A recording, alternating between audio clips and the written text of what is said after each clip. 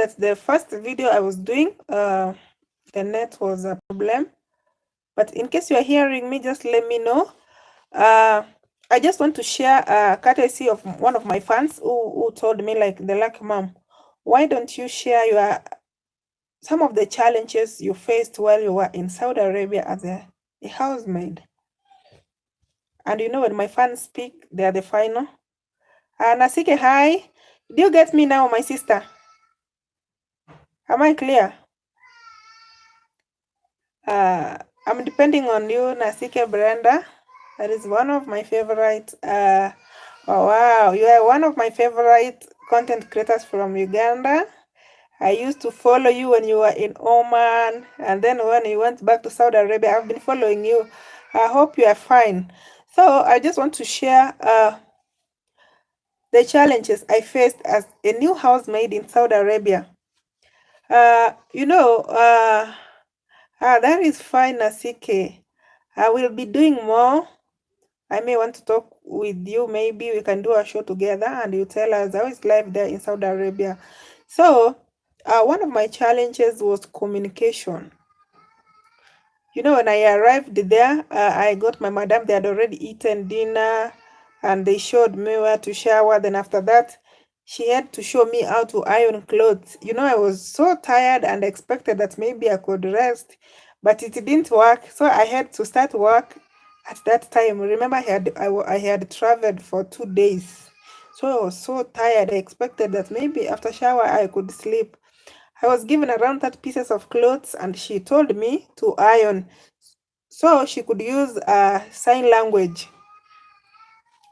I just ironed. I ate dinner. They gave me French fries and I think, yeah, it was Pepsi. Yeah. That was the first time where I took Pepsi. It was the first and the last. So then I slept and the following day I was showed how to work, what to do, what I was expected to do. Yeah, so the challenge was communication number one. So this madam told me she could speak a simple English, but she gave me conditions. Well, for sure, it's even the sick is proving this, that communication is a problem for sure. So she gave me instructions like, you know what, you are not supposed to speak to anybody in this house except me. And they were living with the mother-in-law downstairs, so there was a Filipino downstairs, so I was not supposed to speak to anyone except my madam. Remember, the kids were 8, madam and baba 10, and me 11. So in case of any problem, I could tell madam. This madam doesn't know that English much. She could speak simple English, so in case I had any problem, I could not be able to express myself. Because if I sometimes she could pretend that she doesn't understand. If she sees something that I want, that it might help me, she could say she doesn't understand English. So that was one of my first challenges, and I could not communicate. I couldn't tell anybody. So I asked her to connect me to the Wi-Fi. Imagine, even saying Wi-Fi, it was a problem for her to understand. I would say internet, and then she could be like, internet, internet. But finally, she connected me. For the first 3 months, I used Wi-Fi, and the rest 23 months, I was out of Wi-Fi. They just disconnected me. So my challenge began when I showed her that I know how to cook. That was one of the first challenges I faced. So thank you, Brenda. So I could cook. I could cook samosa from scratch. So they could not buy those leaflets that we used to to to close. I could start from scratch. So they knew these Kenyan maid know how to cook. So she was like, you know how to cook even chapati like Indians, even samosa like Indians. So after lunch every day I could make samosa. If I can't make samosa, I could make chapati. So after my work, remember that was a palace. It had 16 rooms. So I was dealing with 16 rooms. And then I have to cut chicken, 5 chicken for lunch. You cut onions, not one onion, more than 10 onions, tomato, you cut salad. It was too much work for me. So my legs started swelling. The problem has started because I have showed them that I know how to cook, so there was no way I was going to say then no, because I had already started. So my legs got swollen. The moment I could tell my madam that I'm feeling my legs have swollen and I can't walk properly, she was like, "You eat a lot of food." For my friends, I know there are some people right now whom their legs have swollen and they have no option. You ate a lot, that is why your legs are swelling. So she never wanted me to say that I'm sick in any way. Anytime I could complain that I'm sick, I'm feeling unwell, she could say I didn't want to work. That was a challenge which I came to realize after going to social media that everybody's being told like that. So when you are a maid in Saudi Arabia and you claim that you are sick, that means you are pretending it's because you don't want to work. So that was my challenge. How did I solve this problem? I imagine my legs, they are like that. They don't want you to know that you can also get sick. Yeah, the problem is that the moment you came from your country, you did a medical test which proved that you are medically fit to work. So in their minds, they just understand this is a machine which came from their country, Africa. They don't get sick. So the moment you decide to say maybe you are sick, they will be like you are faking everything. So that was one of the challenges, and it was the main challenge. So my legs got swollen. Then they ended up forming blisters. Like when you use your hands that much, you form blisters. So my legs formed blisters. I couldn't even walk. But to my madam, that was something that I was faking everything. She never even took a chance to look at my legs, how they were looking. So I used to cry every night. That is the fourth month. I decided that I'm not going to cook because I'm overworking myself. I was working between 16 to 18 hours, and that was too much to me. So working hours, long working hours, you less time for rest. That is night time. You just sleep 12 and you wake up 6. So from 6 to 12 midnight, you are still working. And then the fourth month, I said, I'm not going to cook. My second challenge started from there. She disconnected Wi-Fi. I know if you're watching and your Wi-Fi has been disconnected, what I'm going to tell you, if you're working in Saudi Arabia, if your Wi-Fi has been disconnected, that is not something that is going to make you get worried. I did it. I made it without Wi-Fi for 23 good months. But now I didn't know how to get the STC line. I can't communicate to my family. So I got in darkness for 2 good months. No communication to my family because I had left kids at home.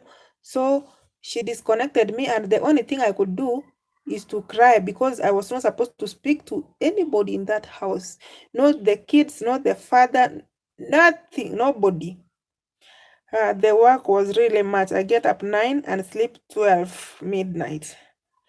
Wow. That is how life is in Saudi Arabia. So 2 good months, I didn't communicate to my kids.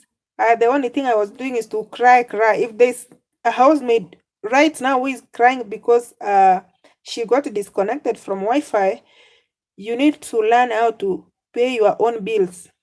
So I was like, go and buy for me STC line.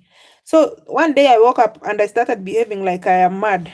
I was just crying like a baby. Anywhere, even if I'm just cleaning the dishes, I'm crying. Going around the house, cleaning the house, I'm crying. And she was like, why are you crying? And then I told her, I have, oh, you are using your Ugandan line only. I used to use my Kenyan line for Safaricom. If you use it, you have to put the settings on roaming churches. If you use your line on roaming churches, it will not be closed. So I could not do any communication, by the way. So because I didn't know how to do that. So one day I decided to cry, and she was like, "Why are you crying?" I told her, "I'm a mother. I have kids. I have a family whom I need to speak to." And she was like, "What do you want now?" "I want maybe my own line." I thought it was cheaper. She went and brought a new line to me, STC line. Then I was to buy credit card. And I went to Saudi Arabia with an aim of saving. So I wanted to save. I didn't want to use any of my coin because I had gone there to save. Like anybody who might want to save, and you find that it's a must for you to buy credit. Assume you are living in one of the towns in your country, you have to pay rent. So I bought that line. She brought me the line and the credit card.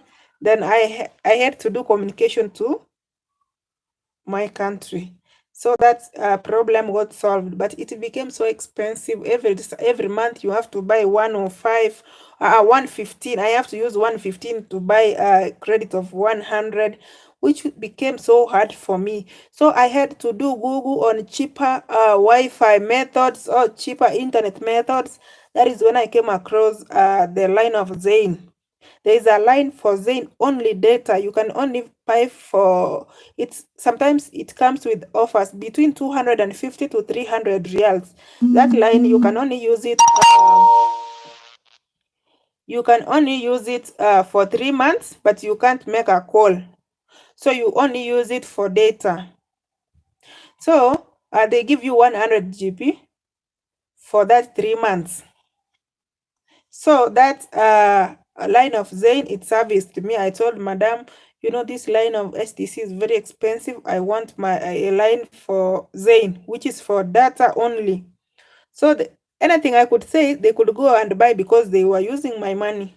So it was not affecting them.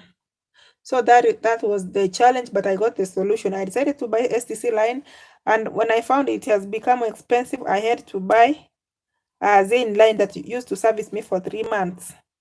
So that was a challenge. So Wi-Fi being disconnected was a challenge to me. I don't know if there's somebody who is undergoing the same, but I did a video on the methods on how you can subscribe. I'll just share with you. So another challenge was food, my friend. With my big body, I could be given little food after even helping her to cook sometimes. That was another thing also that discouraged me from cooking. You help her to cook, but when it comes to eating time, she just gives you peanuts. Something that never went well with my mind. Or she could hide bread, a loaf of bread. She could hide in her room until it expires. And then she could give it to me. I had no option. If I could not eat, that means I could not get any energy to work. I could eat rotten bread, my friend. So, even eating food became a problem. She started hiding milk. Imagine that was a pig palace. I wonder that in a palace even people can hide food. But she just wanted to punish me because I had stopped helping in the kitchen. So she was like, she just wanted to punish me in a way. So food was a problem. So one day, I was watching YouTube and I saw some people that you can cook semolina, this semolina. In Kenya, we eat ugali. Ugali is our staple food. So when I saw that video on YouTube about semolina, I told her that I want to buy semolina so that I can be cooking ugali. At least it helped me. Even if she could hide her food, I could cook ugali and eat. Food became a challenge by the way. She could hide even milk. So because she had told me not to speak to anybody, so I decided to go downstairs to her mother-in-law's house and borrow milk to come and make tea in the house. Because I was like, if this is your mother-in-law, this is not a stranger. I'm going to borrow milk. So I went to borrow milk from her mother-in-law. Then she woke up and found that I was cooking tea, and she was like, "Where did you get that milk?" I told her, "I went to your mother-in-law. I went to your mother-in-law and borrowed." And she was very sad. She was like, "Never go there. I had warned you not to talk to anybody. Why did you go there to borrow milk?" And I was like, "I am hungry, madam. You were asleep. There's no way I could come to your room to wake you up. So I was hungry." So even if she could ask me anything, I was like, "I was hungry." But before I finish speaking, number 11 has already written on my face, just crying, tears rolling down. And she was like, "If milk is a problem, then I have to give you milk." Then she could go to the store and bring all the milk and put it on the kitchen table. "If you want milk, never go down there. Just use this one." So she got ashamed that I'm going to expose her that she's hiding food from me. By then, it was a challenge. By the time I decided to go to mother-in-law's house, it had become tough on my side. So I was like, I'm not going to steal. I can't run away. I'm just going to the mother-in-law and borrow. Because I realized later that they understood her very well. She was a narcissist queen. She never wanted anything good for her maid. She only wanted me to work, and that is it. So I could not speak to even her kids. The moment her kids could want to play with me, she was like, there was a daughter who was in grade 7, and she loved me so much. She could play with me. She just wanted to know English. She could talk with me. But by any chance, if her mother sees her speaking to me, she could be like, "Don't forget you are a princess. You're not supposed to talk to Shagala. Shagala mafi quiet." And I was like, she was discouraging her daughter from coming near to me. Like, I'm not supposed to talk to her because she was a princess. Something that was hurting me so much. So I learned that discrimination is real. But you know what? I didn't care because I had gone there for green pastures. I was after money, work, and come back home. So even if they didn't talk to me, I didn't care. Sometimes life can teach you many lessons. So I was like, if you don't want your kids to come near me, it's okay. And there was also another small baby who could spit on me. Genius Creatives. Hi, like mom, doing a great job. Keep the fire burning. Thank you, Genius Creatives. I'm so humbled. So there was also another boy, 4 years. He could come and spit on me, sometimes beat me. He could just hit me very hard. If I could complain, the mother could say, "Don't you see this is a child?" You know, if she says like that, you have no option, and there's nothing you can do to those babies. By the way, that baby became so mad on me. Every time he could see me, he could just spit on me, or he could even cover his nose that I'm smelling. Even the other small baby, 8 years, that girl, she could also cover her nose that I'm smelling. The moment they were eating, I could not pass near the dining. She could give me instructions like, "You have to stay in the room for my kids to eat. If you don't stay in your room, you are going to interfere with the appetite of my kids."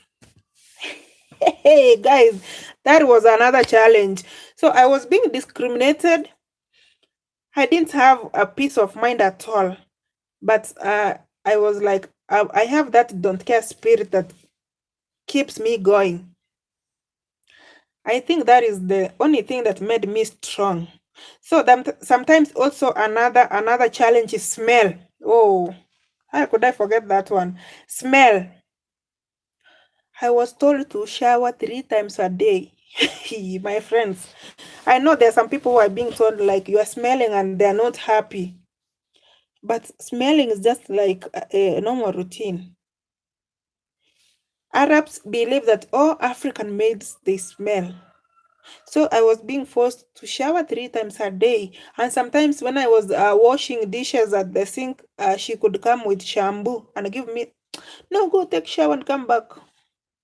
That is a challenge. I think it was one of the challenges also that made me feel so low. It demeaned me. Even my self-esteem became so low because I was not sure of myself. So, but with time, I realized that the truth is that I do shower 3 times a day. This lady doesn't shower, maybe. She showers maybe after 1 week and applies perfume every time. And now she's just claiming that I'm the one smelling. So, one day I was like, no, I have to understand myself. I'm not smelling. This lady is the one smelling. So, if she could send me to the shower room to go and shower, I could go there and stay without touching water. I would just open the shower and the water just drops down, but I can't even touch it. So if she could send me to the bathroom, I just go sit beside the toilet and leave the water flowing because I felt tired and I was like, it's better even I go back to the office, they get somebody who doesn't smell. But with time, I realized that it is their nature, it's normal. So if an Arab tells you that you are smelling, it's like greetings here in Africa. You have to say good morning to someone else and they say good morning. So you should not be discouraged about smell. By the way, I managed to stay in that house with all that discrimination, all that mistreatment, but I managed. I think let this be part one of those challenges I faced as a housemaid in Saudi Arabia. So in case you are facing the same challenge, let us know in the comment section and never give up. By the way, those people, they don't like us, but what they like is our services. And you need to understand that. So if you are told that you are smelling, that is not a reason that will take you back to the office. No, just get used to it because it's for a short while. About food, if you can manage to buy semolina is just 5 reals. That is, I think I did a video of it. In case you want to know how that semolina looks like, reach me in the comment section, or you can come to my Facebook page, theluckymomdebranyanchoka, and ask me to give you my contact. I can just share you the photos of semolina, that maize flour. You can cook ugali and life continues. About Wi-Fi, let Wi-Fi not take you back to the office. Learn to pay your own bills. Buy that line of Zain. It's only for data. You can just say it's for data only, 100 GB for 3 months. Once it expires, you just throw it away. You don't renew, you throw it away, you buy another one.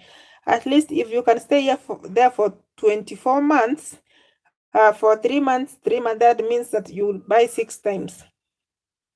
So if people are not beating you up, they are not punishing you in any way, pay your own bills. You can buy your pocket Wi-Fi is just 180 reals. But I prefer you buy that line of Zain or STC, anything that will make you comfortable so long as you communicate. If you want to save and not communicate to your family, you can decide not to communicate. Like me, I went 2 months without communicating. So guys, I'm so humbled. Thank you for watching. Maybe I'll do next the second episode. You learn how I went through, what I went through in that house, and how I managed to come back in Kenya. Now I'm in Kenya, I'm very comfortable. I can do anything I want. I have freedom of expression, freedom of movement, and I'm just creating awareness, at least to save somebody's life somewhere, to encourage somebody. And thank you for that lady Momo who asked this question. I think I have answered it the way you wanted. Maybe in case you are not satisfied, you can ask again. I'm here for my fans. Thank you.